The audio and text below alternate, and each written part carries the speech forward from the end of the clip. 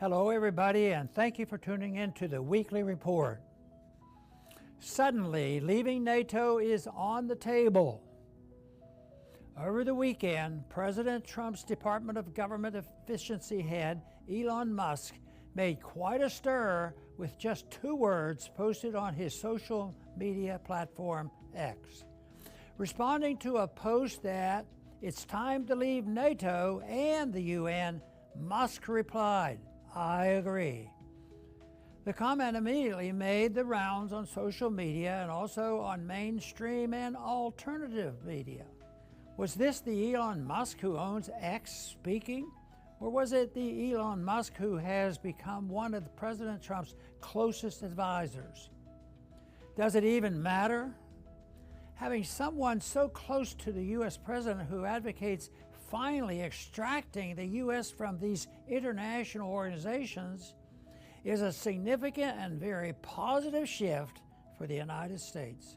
With the truth coming out about how USAID has been working against U.S. interests for decades, the disinfectant of public scrutiny is now turning to our membership in and generous funding of international organizations like NATO and the United Nations. I've long advocated our exit from NATO. At the end of the Cold War, with its very reason for existence gone, NATO decided to look for other ways of stirring up trouble. First, NATO involved itself in the first Gulf War, and then it decided its mission should be to bomb Serbia to smithereens in the name of human rights. I agree with the late Senator Robert Taft, who argued at the time NATO was formed that we should not join the Atlantic Alliance. It has become much clearer these past few months just how far NATO has shifted away from U.S. interests. Even though the United States funds a whopping 70% of NATO's cost, our own NATO allies are working against the United States as President Trump attempts to pull us back from the brink of war with Russia.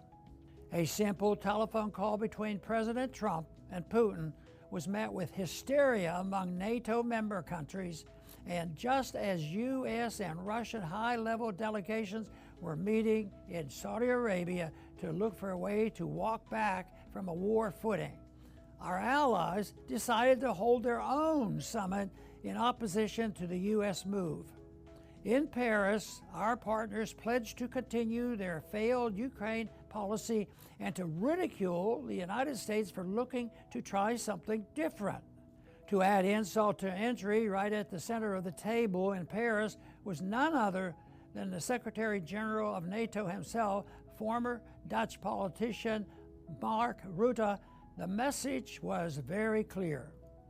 We are working against you. We push war while you push peace, but you must keep footing the bill.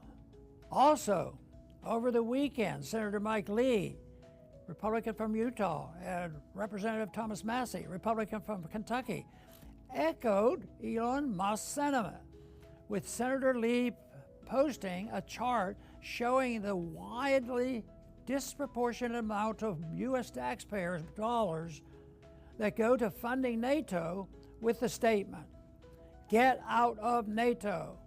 Representative Massie added to Lee's comments, "NATO is a Cold War relic that needs to be relegated to a talking kiosk at the Smithsonian."